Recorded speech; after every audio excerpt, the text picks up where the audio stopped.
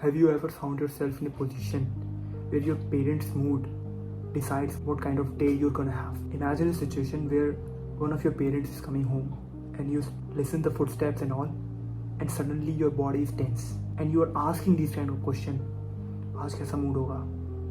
आज तो नहीं चिल्लाएंगे? And all these kind of questions. You learn to read the room before how to drive a cycle. This video is for everyone who grew up walking on eggshells at that time when you were a child. That should never have been your job.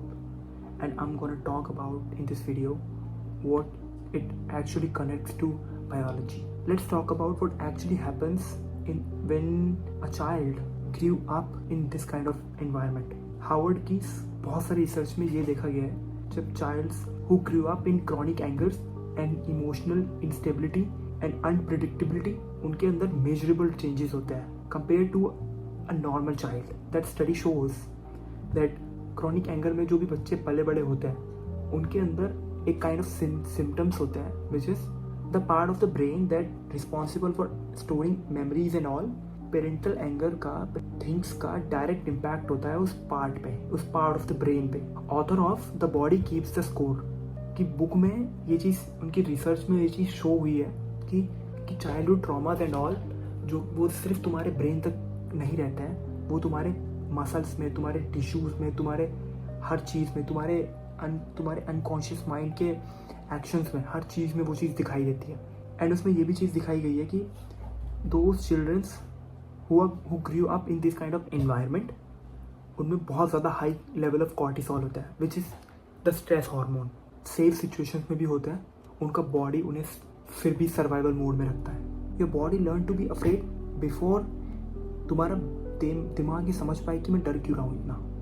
सो अब हम बात करते हैं psychologically ये होता क्या है तुम्हारे दिमाग के, तुम्हारी बॉडी के साथ. जब तुम छोटे थे तो तुम एक पैटर्न फॉलो करते थे कि इमोशनल्स को अपना छुपा के रखो, अपनी नीड्स को छुपा के रखो, ठीक है, उनको ट्रिगर मत होने दो एंड ऑल. मतलब बहुत सारी चीज़ें दिखाई जाती थी ऐसे, ठीक है. मतलब बहुत सारी चीज़ें तुम वो करते थे. जब बड़े भी हो जाते हैं ना, अडल्टहुड में भी यही चीज़ सही सारी सेम चीज़ होने लगती है. तुम मना नहीं कर पाते किसी को किसी चीज़ के लिए, ठीक है. कोई अगर तुमसे कुछ मांगता है, तुम अपनी चीज़ छोड़ करके उसका मदद करने चाहते हो. अ study published in the journal of child psychology found that children of angry and emotionally violent parents have 3x more likely to develop that stress level, and psychologists have a term for this which is as their primary coping mechanism. 2. You are hyper vigilant. Nervous system ना तुम्हारा बहुत जल्दी समझ चुका है कि world is very very unpredictable. Even when someone is talking to you in a loud voice, your body stiff. You don't know what to do. You don't give your brain to think what to do.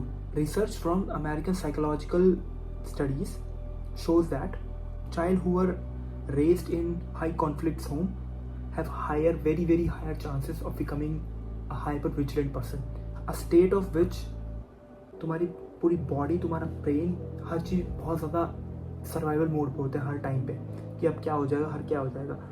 तुम हर time predict करने की कोशिश करते हो कि सामने वाले का मूड कैसा है, सामने वाला क्या सोच रहा है, सामने वाला क्या करेगा, सामने वाला क्या नहीं करेगा. And the second point is you struggle with your own anger.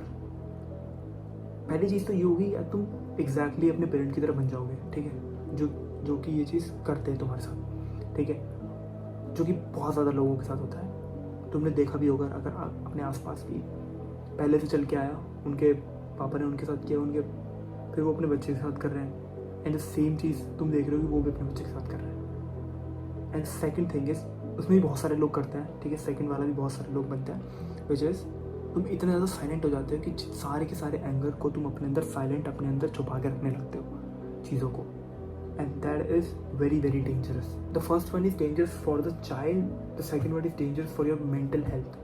The world's leading relationship psychologists, 60% of them are reported of children raised by emotionally volatile parent either mirrored the same anger pattern or completely suppress their emotions in adulthood.